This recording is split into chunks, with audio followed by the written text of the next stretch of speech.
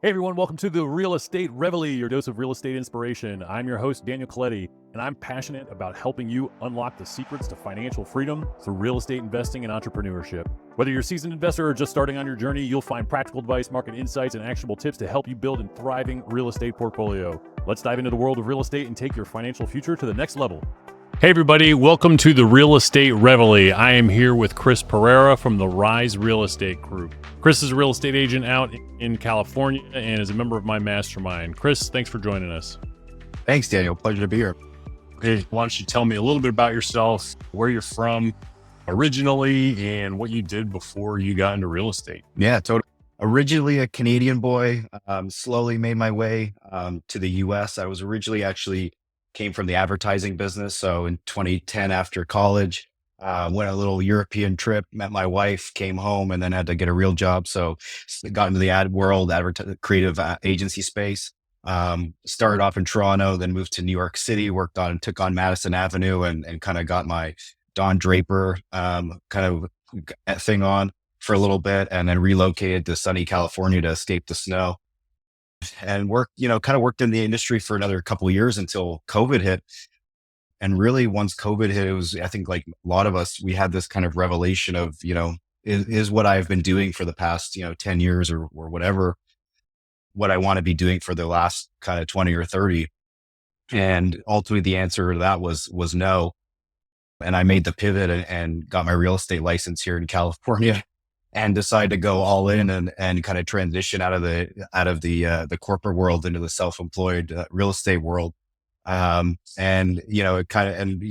that whole period of time, it was, really this, opportunity of learning and, expanding my thinking and really, started as got into real estate from an investment perspective, kind of by accident.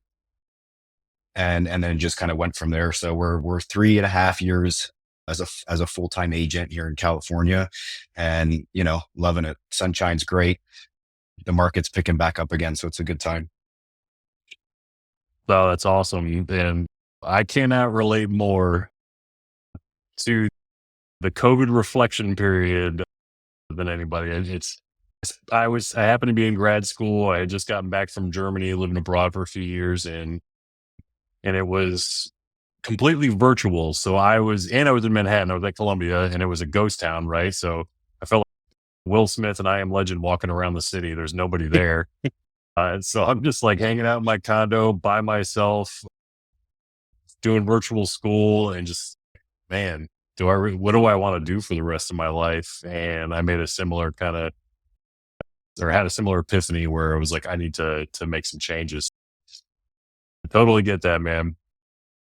All right, so can you break down the marketing piece a little bit more? Because I have no idea what that meant in terms of what you actually did inside marketing. Yeah. So I was what they call an account guy. So account director, account manager. And I basically acted as the go-between between the creative teams and the corporate marketing clients that we had. So, I worked on clients like General Motors, Verizon, Kaiser Permanente, which is a big healthcare provider here on the West Coast.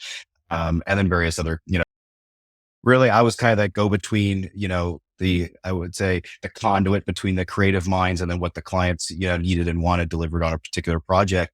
And I think over the 10 years of kind of being the man in the middle over it and just kind of saying, who am I fighting for at this point between the creative work and then what the clients were, what they deemed as a deliverable. So, through that kind of period, right when COVID hit, I ended up getting laid off just with some downsizing activity that was happening.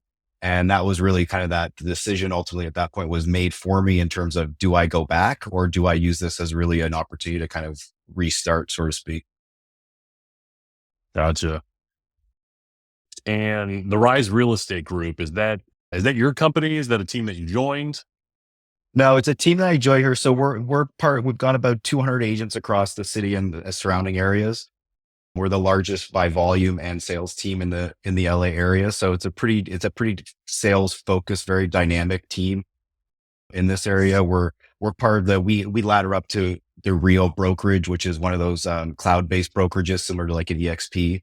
But then we have a localized team that's based here in California and LA. Okay. And connect the dots for us. How did you get from moving to LA and getting into real estate agent to where you are today? Yeah, it was really kind of this impetus of when the advertising industry decided to kick me to the road. I started, reading again, and I think, as a lot of investors kind of prophesize around, I took the opportunity to read a couple different books that really just, caused my mind to explode. One of them being Rich Dad Poor Dad by Robert Kiyosaki. I think is like one of our, led Bibles that we all kind of have read through at some point or another. And then the Yep. second is The Lifestyle Investor by Justin Donald.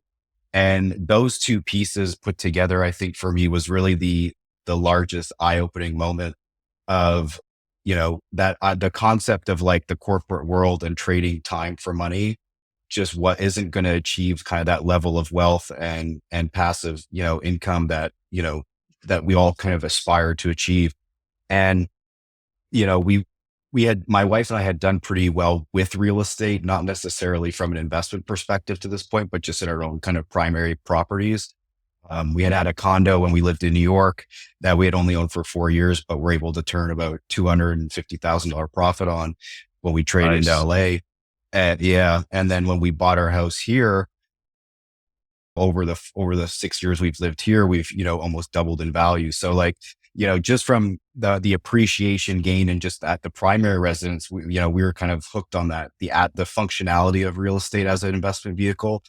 But then through this impetus with this moment of like, how do we actually turn this into something that's scalable and grow into something that we can actually build long-term sustainable wealth through, outside of just say your primary residence, right?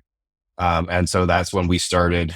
We we bought our first rental in 2020, late 2020 September. We bought a local rental here, just about 15-20 minutes from our house in Winnetka, California, which is a suburb of the San Fernando Valley. A small, it was a Class C property, nothing fancy, but the market at the time, it was right when that moment in time was right when people were scared of real estate. It was like, being in a COVID, things were still shutting down. No one wanted to buy. And so we scooped in and got an incredible deal, and it cash flowed like $500 right off the gate. And we were just like, oh my God, this is so easy. Like, this is so easy. Um, and so I was still working on getting my real estate license at this point. So I was still semi, freelancing in the advertising space until I could get, more, so I could write my real estate test essentially. And cause they weren't doing those too. Like, so like the whole world had shut down. So I couldn't physically get into actually do the test to start. So I was like, okay, I guess I'm gonna have to go back and, do something. So I freelanced for a year, but while we were doing that, we were, we doubled down and kind of took advantage of the low interest rates at the time. So we bought our first rental in 2020. We then bought two more rentals in Nashville Oh, in 21. I got to pause you there because you said Yeah, yeah, the first rental was local to you guys, so in LA, yeah. and it was a C property, right? What was that price? So it was a 2 bedroom, 2 bath, 1.5 bath townhouse. It's 1,100. No, sorry, 1,050 square feet. We paid 345 for it. Okay, that's So not as it insane. wasn't Yeah, crazy. Yeah, it I'm wasn't like, nuts. oh yeah, C property costs you $950,000 or 1.1 Yeah, or something in LA. if it was a single Um, family house, you'd be into that price point. But townhouses you could get pretty, they're a little bit more achievable as kind of that first entry point. And I'm not gonna lie, it's in a quote unquote rougher area, but I think, that's kind of all based on kind of what you're comfortable with.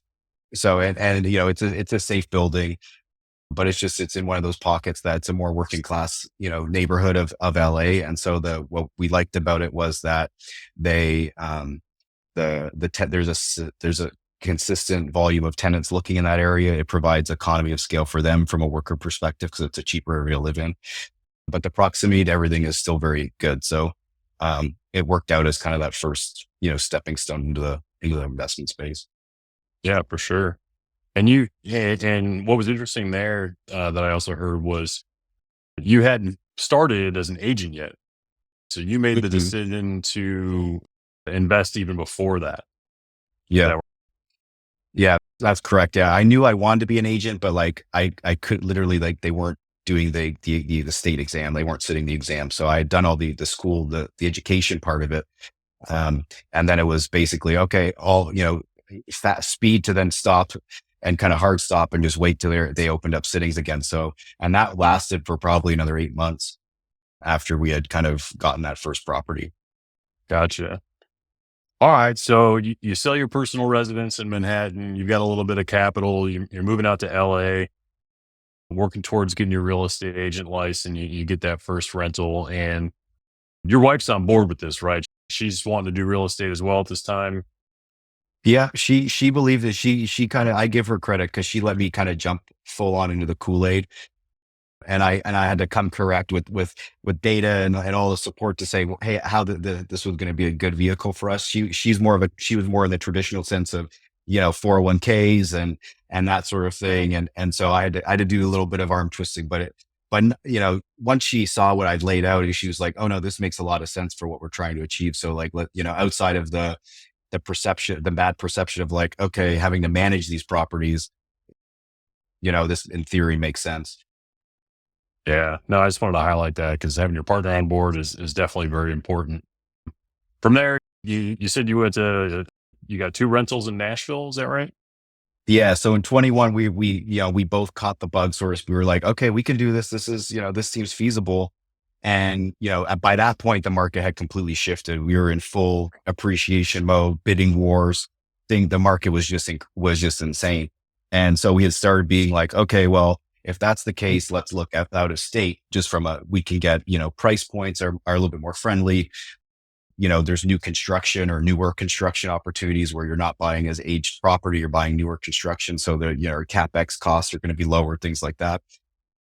So we started looking in Phoenix, and this was probably Q2 of 21. And Phoenix was just on fire. Like LA was on fire, but Phoenix was like next level. And so we were like, okay, let's pivot again.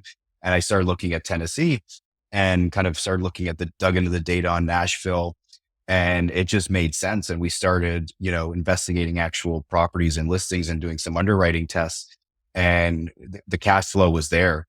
And so we, from a new construction perspective, that's what we targeted was either, brand new or, within a couple of years of construction. And we picked up a couple of doors there. Those were our first two out of state deals. But and those were very much turnkey, rented very quickly. And for us, it was kind of that, again, a checking another box in terms of not only starting to get into like the real estate as an investment vehicle, but then being able to build your systems to be able to do it both locally and out of state and manage remotely. So that was a cool chapter as well. Awesome. And I'm sure you still got those two properties. Yeah, we still have those two properties. And then the following year, we ended up going to Michigan and buying another long-term rental in Michigan, just outside of Detroit in St. Clair Shore. So that was our fourth rental, third out of state. And yeah. I bought my third property in Roseville, just outside of Detroit. And I had to turn that one around in 12 months.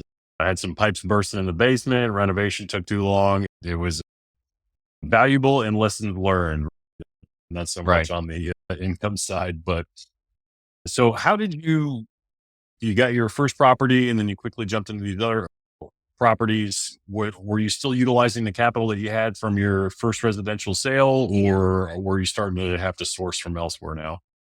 No, this was all our own source. So we sold our place in New York, we moved to LA, bought our primary house here. And then again, a year later, started buying the rentals. And this was just, so my wife and I operate we operate live pretty frugally. We have a very comfortable life, but we don't by any means live extravagant. And during COVID, while I was freelancing, we were making some very decent income as well. And so like, it just allowed us, and we weren't spending a lot because we were new parents also at the time. Our son was a year old. So like, we weren't going out. There was no going out to dinner. There was no real, all those kind of externalities of spending money. So we were saving a lot of it and just being able to just deploy that capital as we were saving, one of my first mentors in the real estate space just said, he was like, when I first got started, I bought a rental every time I could. And so that stuck with me of like, every time we had a down payment, accrued in the bank, it was like, okay, let's go buy another Time to property. go. We're ready. Time to go. Yeah. And we just did that. And we didn't feel like we were like having to sacrifice a lot of our day to day. It was just, we were able to do it. That's awesome. You get your license, you become a real estate agent finally, and freaking crushing it, man. $6.5 million beach house in Malibu is the first deal. That's awesome. Yeah. It's pretty wild. Tell us, how did that beginning go? How did you get into this company and land this first deal, and how are you doing with it now? Yeah. So it was, when I first got my license, the rates had just started going up. And so it was a transitory time and long deal from a sales perspective. And so, this deal came, it was through my sphere. It was actually one of the other parents in our preschool. And, him and I are golf buddies. And he had mentioned, hey, my wife and I are looking for my Malibu beach house. I immediately eager beaver jump in there and be like, yo, like, I have my license. Let me kind of help you do this. He's, listen, man, I love you, but it's a lot of money. We're going to use someone who's local who knows that area. And, no offense, but I was like, and immediately like just sold, crushed. And I had to play this round of golf through my teeth, being like, yeah, no, I get it. It's not the right, man. I appreciate that. But, one of the things I learned from that experience was like, a deal's never dead till I say it's dead. And I think it's paid into some of my perseverance and just kind of like always follow up. Because what happened about 8 weeks later, we were playing golf again, and I set up, and it's just like, oh my God, my agent, we're working with 2 agents. They are absolutely terrible. They're not sending us listings. We see it on Zillow before they send it to us. Just horrible. And I was like, dude, give me a shot. Tell me what you want. And if I can find it, just all I'm asking is that you'll let me go show it to you. And if I show it to you, I get to write the contract. Okay. All right. You got it. So I got specs from what they're looking for. And this is like a story out of like Wolf of Wall Street. I literally called every broker who had a beachfront listing in Malibu and was like, do you have anything off market that's coming up in the $6 to $7 million range? And funny enough, I ended up scoring a call from an agent named Chris Cortazzo, who's probably the number one Compass agent globally. Like he's Mr. Malibu. He does like just $1 billion in business every year. Like it's just crazy. And so his team called me and said, hey, we've got this 6.5 that's coming up, literally next week. And I was like, get me in, like, let me show it. And so I showed it, and literally my client's jaws dropped. We wrote that afternoon and got into contract before it even hit the market. And so, just doing some, scrappy kind of prospecting, scored a $6.5 million off market beach house, for my clients, and just got it done. So it was pretty exciting and nerve wracking at the same time, but it all came together. That's awesome. And this was 2021 then, or This 2022? All right. So how the last 2 years go, man? And that's an awesome story, by the way. That's awesome. Yeah, no, the past 2 years have been good. It's been steady. It hasn't been record breaking by any means, but I would say it's been steady. Yeah. And it's one of those things you got to take the good with the bad. I think the past 2 years being an agent, I think it really has forced agents. I think there's 2 good things that have happened. I think it forced a lot of agents that weren't necessarily that good, but got lucky during COVID because the demand was there, that were selling real estate was so easy. I think it's forced them out of the industry and kind of gotten rid of some of that subpar talent, but then really fostered those who are ready to actually do the work and, have to work to prospect and do the things that make you uncomfortable. I think it's really, it's allowed those agents to really kind of sharpen their axe. So that when, again, we get into a market that's a little bit more favorable, you're already doing those things that are tough for most other agents to do, that 90% of them aren't doing. And so for me, I looked at it as one of those, as a huge opportunity of like, let me learn all of the hard stuff now, because once we get into an easier market, I can then apply those same tactics when you've Yeah, got people who are very much looking forward to transacting versus having to try to do a lot of convincing in kind of the space right now where there's a little bit for more sure. anxiety or like apprehension. And did you find, did your experience with marketing in the previous job pay any dividends when you transition? Was it helpful at all? I would say, like again, I was an account guy, so I was having to deal with all the personalities. So I think as an agent, you deal with personality. You play psychologist probably more than you play agent in a lot of transactions because you're having to keep your clients motivated. You're having to keep, especially if they fallen out of escrow a couple times. Um, and so you have to, especially on the buy side, like I think buyers in a really hot market can get overwhelmed and kind of over it pretty quickly. And ultimately, if you've invested time and energy into a client after, only if they've gone into contract a couple times, you've probably showed them 20 to 30 homes. And if you can't keep them kind of on the trip or on the roller coaster, that was all for nothing. You don't get paid. Right. So I think it's really, it hones that ability to just, listen to people but also kind of just help them see the bigger picture and of what they're trying to achieve, because it really is like I always, every time I meet with my clients the initial time, I always align with them on what their goal is out of the trip, whether it's the buy or sell side, because they're going to have to be reminded of it throughout the process. Because if something does come up that, people get stressed or whatever, you always have to tie it back to that one truth that we all agreed on at the beginning, to kind of be like, yeah, you're right. Let's get back on the horse. Let's get back out there and let's get it done. Yeah. No, I wanted to bring that up because I think that's important, especially for folks. We mentioned the mindset shift and kind of the Robert Kawasaki effect of the rat race and transitioning to the four quadrants of the cash flow and understanding what it is to trade your time away to these corporations and going from that lifestyle and bringing it to real estate. It can be scary if somebody wants to make that leap and that decision. And I think that no matter where you're coming from, whatever job you were in, like you gain some kind of life skills that you can then apply to whatever that might be. And we're talking about two different sides of the business here. We're talking about active real estate, which for you is being an agent. And then we've also got the investment side. And so I just want to point that out for anybody who might be like hesitant about transitioning or is afraid to leave their current position. But you've been invested now for 4 years. You've been an agent for a little over two now, Almost 3 in. and you've grown your real estate portfolio to $2.5 million.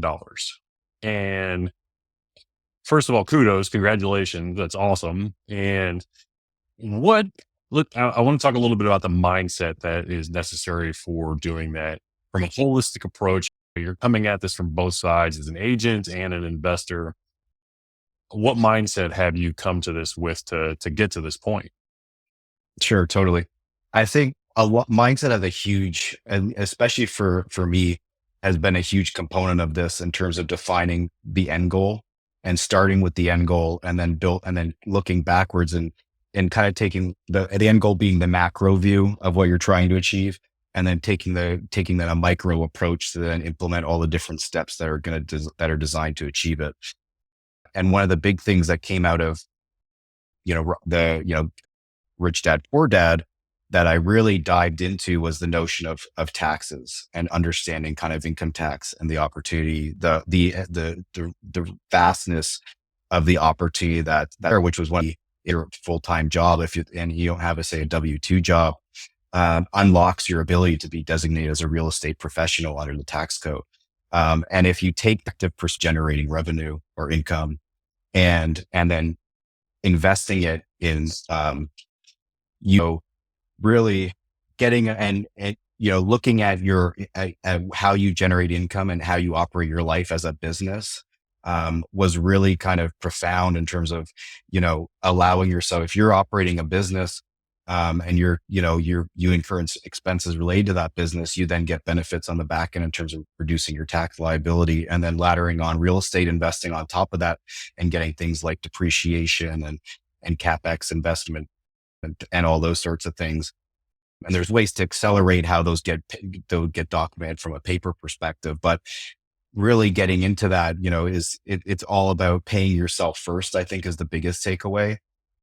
And so when you think like that, you start to break up the different anchors of generating income, and then how do I invest it in a passive way that where I don't have to put any effort, little to minimal effort to actually manage these different things, but then they deliver above average returns for us.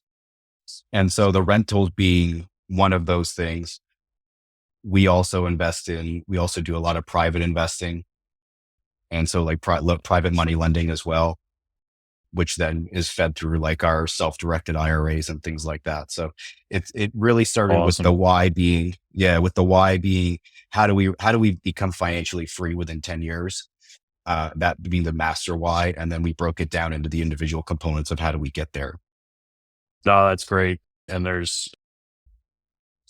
I love the tax talk. The tax season is upon us, and it's time to start getting everything lined up. And if you've neglected those books, make sure you're dusting them off and getting everything straight, because Yeah. there's so many benefits out there that if you're just aware of, if you just learn about them, you can really employ them to your advantage. And I think it gets a bad stigma sometimes for folks that aren't really aware of it, that, oh, these folks out there aren't paying any taxes, and they're not paying their fair share and all these things. And the reality is that the legislation behind the tax code is devised to provide incentives for people to behave in a way that are addressing problems the government can't do.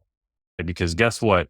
If we want them to go out and renovate homes and get more involved in housing and producing all these low income housing properties, or going out and getting luxury homes in place, our taxes are actually going to be a lot higher.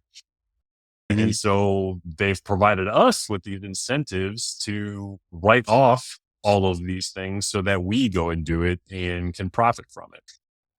And once you realize that, and you learn about some of these techniques and how a, a rental property gets you depreciation and the loan interest write off, and not to mention all of the write offs you get from your Schedule C with the business side of the house on active income, and you get to keep a lot more of your income than you would in just a regular W-2 job, for instance.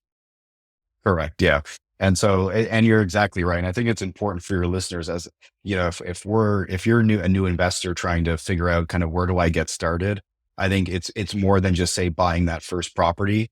I think it's one of the key things that you should do is really understand, how does this impact me financially, not just from a hard cost cash flow perspective of like the acquisition. And obviously those things are factors that you have to, having the cash on hand and down payment and all those sorts of things. But really, what opportunity or what door does this open for you?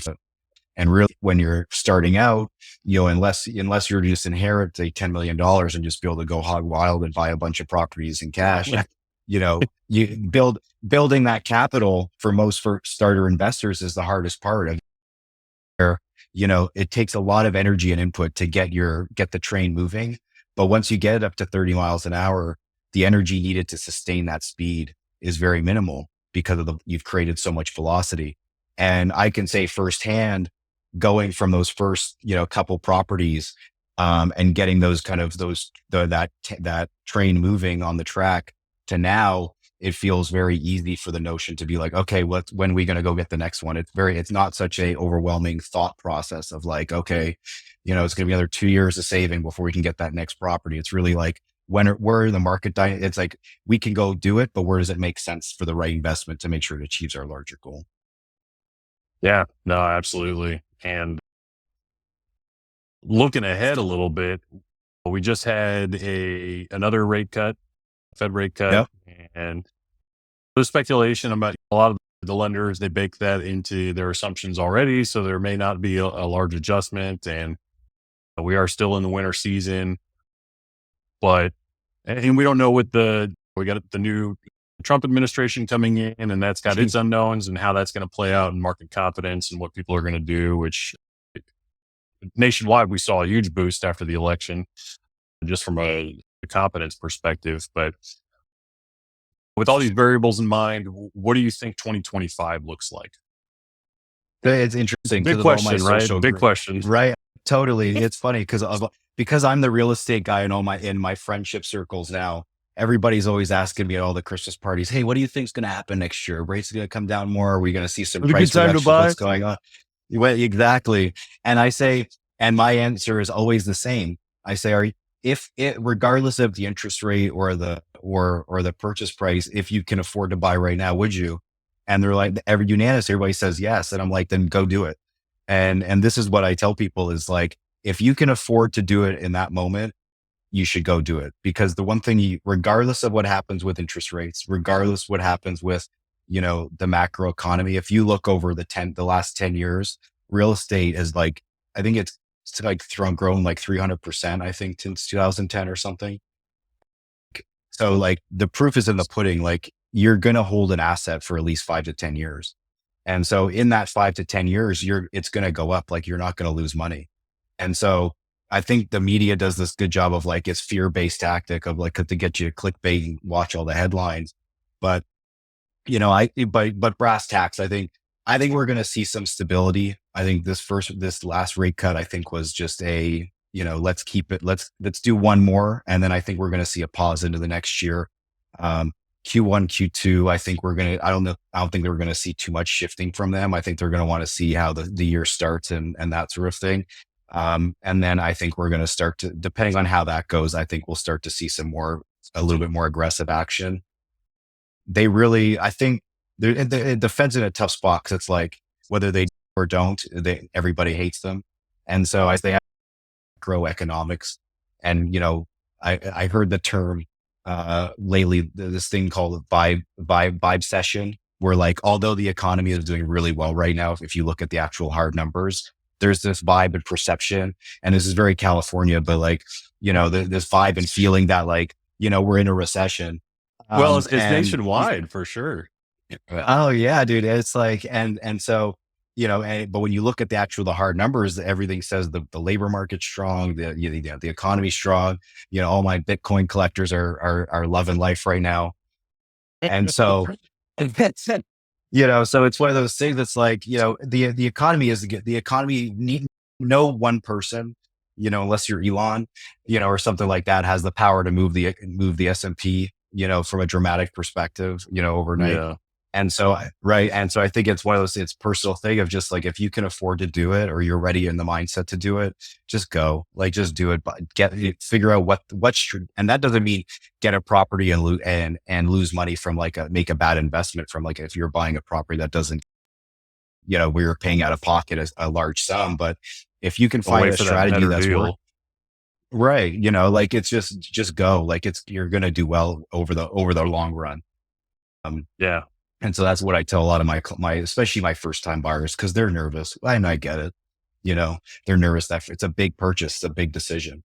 But With that right. experience too, if they're trying to get started, to your point about momentum, we have this in investing, we have this idea of the time value of money, right? And what it means to wait on Mhm. something. And the dollar is worth more today than it is tomorrow. And I think there's something also to be said about the time value of momentum. And, Mhm. and even just getting started today with that first property, like you said, it's still got to pencil out. It's still got to be a good investment and be bringing in cash flow for you. But you start adding on the depreciation and the tax benefits and learning about that and what that gets you 12 months from now, which flies by. I totally agree with you. There's a lot to be said for, if it pencils out, if it looks like a good investment, don't wait for that better opportunity. Pull the trigger. Uh, and you got to get started at some point. Totally agree. I got to ask about the National Real Estate Association. We had a big shift happen this year with the lawsuit going on and what the rules mean there. And so I know it's been 6 months, it's shaken out, but we're getting whiffs of another lawsuit. And what are your thoughts on that and what's going on? That's a good question because it's funny. When I talk to buyers now and it's like, then with the new rules in place, we have to have a buyer agreement in place before we even sign a house or show a house. Sorry. And so, it creates for this very awkward conversation right off the bat. When you're meeting a prospect for the first time, you're saying, listen, I've got it, if I can't even show you, no agent can show you a house in the city without you signing one of these. So, but that actually makes it a little bit easier because there's no default to be like, well, I'm not going to sign it with you if this agent over here is not going to make me sign it. That being one thing. But I think ultimately, in California in general, if I look at it from my local market, California is a very disclosure heavy state in general. Like the paperwork here is probably, I would say, double, if not triple what some other states, are required to have. And I think that helps our agents in this area, in this state a lot because a lot of the things that spun that lawsuit and kind of made it a thing it's just not possible for that to happen here. Really, because of all the disclosures that both sellers and buyers have to sign off on, where certain numbers, i.e. the commission is displayed and things like that. And really, what we're actually seeing 3 months into the business of this new rule being into the business is actually, sellers aren't pushing back here. They understand the market dynamics of there's two sides. First off, there's two sides to a transaction. And if I want to get the highest, best price for my property, I need to make it available to the most number of people and expose it so that I can get, either multiple offers, or bring it to the attention and getting that attention of these buyers takes an agent on the buyer side of the transaction to be compensated. And I think there hasn't really been a lot of pushback, at least from what I've seen from sellers that I've talked to, around that. Sure. You just have to include it now as part, as a separate kind of section, of your presentation. But there's really no pushback. I've had probably one seller and I didn't get the listing. So I was like, that's fine. That Yeah. pushed back and said he didn't want to pay a buyer's commission. And I was And for like, the that's sake, totally fine. yeah, sorry, I was just going to say, and for the sake of folks who maybe are familiar, could you give us a 1 minute breakdown of how it was and then what it is now after the lawsuit? Yeah. So basically, and this wasn't the state of California. California, everything was disclosed, but basically how this spun off was in Missouri. The claim was that sellers were not aware of the percentage of commission that was going to the buyer side. A seller's agent was just telling that the seller that, hey, I'm going to charge you, say as an example, 6% commission to sell your house. And out of that 6%, my brokerage will pay, the buyer's agent brokerage, but they didn't actually know what that number was. It was just, Yeah. arbitrary. And so now on the flip side in California, that was disclosed as part of the listing agreement. So it was in the paperwork. So the seller actually had to sign off on that. And industry Now standard is 3% to the buyer agent, 3% to the seller agent. Yeah, it's state specific. Like, in California or market specific, like the average here in California is 5% total. So 2.5 aside is common. Sometimes you'll see 5.5, but like anywhere between 5 and 6% is kind of like the average, what you're going to pay in commissions, total to count for both sides. All right. Yeah. No, and we talked about this with the mastermind when it first happened and the impacts that it has in terms of shaking out some of the bad agents anyway. Mm-hmm. And the other factor here that I think is going to continue to have changes is technology and how that's played a role in what buyers can do. Because I'm in the market right now. I've been working with Nando to get my loan set up and using the VA loan. And so I'm shopping for 3 and 4 plexes. And all those listing agents are right there on Zillow. And so and obviously I've got experience. So I'm like, I might as well just call up the listing agent and get this done. And so I think there's some folks that, or that kind of approach might change some things as well as time goes on. But I think that will certainly have an effect. I think there are some buyers who are a little bit more savvy and kind of can work directly with the listing agent. My point of view is I always recommend that you have in any sort of transaction like that. I would always recommend that you have your own sort of representation. if I was suing somebody, I wouldn't want the defense lawyer to be my lawyer at the same time. So, but it's all, but again, it's one of those things, right? It's all about what you're comfortable with and what, you think is going to get what you can work within and stuff like that. But I think for, newer investors, I think it's definitely something you want to, make sure you have that, your representation, especially getting into that first property, first, second, third, even fourth property, because there's so much learning that happens in that, in those acquisitions that, the first one might go super smooth, but then the second one is, you've got foundation issues and, plumbing's, falling apart. And, it all depends in having your own agent in that corner, make, that much more valuable. And also there's so much value in what the agent knows about the market and what they can tell you and finding that property. No, I agree there. And don't get me wrong. I 100% think that you should get an agent.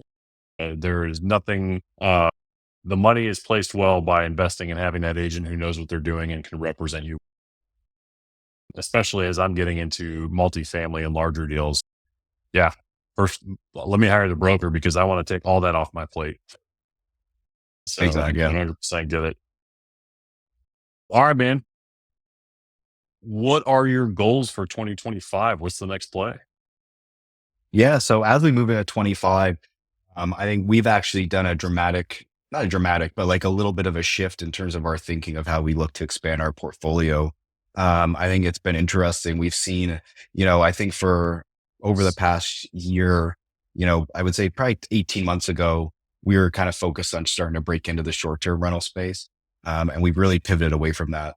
I think for us, we went in with my parents and bought a midterm rental here in LA because they're snowboarding right now. And so we needed a place for them to stay when they visit. And so we were like, okay, let's go after a midterm rental.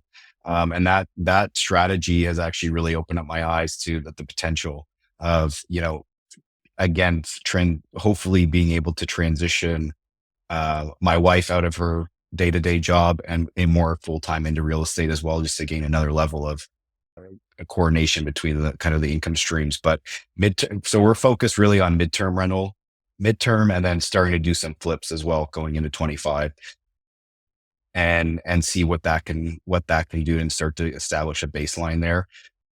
I like the fact that midterms, I think, are going to be the new short-term rental, kind of like they're going to have the new kick as they're much more legislatively friendly. Municipalities and local governments aren't going after midterm rentals because they are 30 days. And, there's a very stable demand for that type of housing, either, contract workers, short-term workers that are going to work, in a different market for a specific amount of time, transient type of jobs like nursing and things like, so that of having that midterm rental in our portfolio, again, here locally, has kind of opened our eyes to like the potential longer term of that strategy. Given that it generates a little bit more revenue than say your long term, and is not as much of a management heavy experience as say your short term rental that has a more weekly kind of turnover that needs attention. Yeah. And there's also a lot to be said about the sweet spot between you're getting the closer to the income levels that you would be with the short-term rental, but it's still technically passive income in terms of the duration that you got the lease in there and how it gets taxed. And from a tax perspective, I think there's a lot to be gained there as well. And no, that's awesome, man. As we're wrapping up here in terms of kind of big lessons or things you want to share with the audience, what's a last thing you want to leave with the listeners? Yeah. So I think as a majority of your audience is probably that rookie kind of real estate investor or thinking about, getting into real estate. I would say the biggest thing is start with your why and figure out what it is you're going to be working toward. And let that designate the strategy in which you get there. I think, understanding what you're trying to achieve is probably the most important part in order to then map out how you achieve it. And so, it's not just about, I'm going to go buy some rentals, but I'm going to go buy rentals. Why? because when you do face those obstacles, the why is what's going to keep you motivated for the long haul. Um, and we're not in a short-term wealth business. Like, really, you have to go in kind of understanding that real estate is it's a long-term business. Like, it's not going to pay you. It's going to pay you very small incremental amounts in cash flow in the first couple of years. But then when you start to spread it over, 10, 15 years, and you start to, deploy strategies to, refi out capital from existing properties and take advantage of that appreciation, is when you're really going to start to see, that momentum build, and really grow. Oh, that's amazing, man. All right. Whether it's a podcast, book, course, mentor, what is the thing that had the biggest impact on you this past year? This past year, the book I read, Traction by Wickman. And I think it was just one of those things that was like, like in a tough market, when the market is challenging, you just going as much wall as you can, times harder for like 20% of the results. And I think that's probably one of the hardest things as an entrepreneur to swallow, because like on social media, everybody makes it sound so fun. Like, all these entrepreneurs who have been, who are now successful and who are the idols, but they've had a 10-year head start, and they had a 10-year head start when the market was they've had nothing but a growth curve that got them here. Look at, the Grant Cardones and things like that. Like, they were nothing in 2008. And it's really funny. Like, they were the ones in like struggling in the small offices trying to figure it out. And they've had 10 years to go, 10, 13 years to go figure it out. And now we're in this next systems. It's about, figuring out what can you systematize? What can you optimize? Take more action, like just take action, and so I think that over the past year has really kind of set my neck, like, not only made a difference in my business, but I can already see when agents in our market, have kind of been sitting on the sidelines waiting for like, oh, I'll start working again when the interest rates come down. Well, the rates aren't coming down that much. So what are you doing that's going to get you driving business in the next year? So for us, it's really been doubling down on my real estate business to get that really pumping, and so that we can then, be able to deploy larger amounts of capital on the investment side. For sure. That's awesome. And then I see you got that nice stack of books there behind you. What's the next book you're reading? The next book is going to be 10X is Easier Than 2X by Dan Sullivan. So Great book. I loved, 10X trying to take grow my business from it being on an agent perspective to the next level. It's like, it's going to require, again, that kind of pulling back on the saddle to get out of the way and let other people, do that work for you, and and myself to focus on what I'm actually good at. And so, I'm excited to kind of dive into that. Yeah, no, that's a great book. And yeah, I agree. Dan Sullivan's books are awesome. So good stuff. All right, man. How can folks get a hold of you? They're buying, investors or buyers in the LA region. How can they get in touch? Yeah. So on Instagram, I'm the_Canuck_investor. So work those Canadian roots. But on Instagram, you can find me. And all my contact information's on there. If you're in the LA area looking to buy, sell, invest, if it's your first time buyer, would love to work with you. That's great. And we'll make sure to have that in the show notes along with those book recommendations. And with that, Chris, thank you so much for joining us here on the Real Estate Reveille podcast. It's been an absolute pleasure. Awesome. Thanks, Dan, for having me.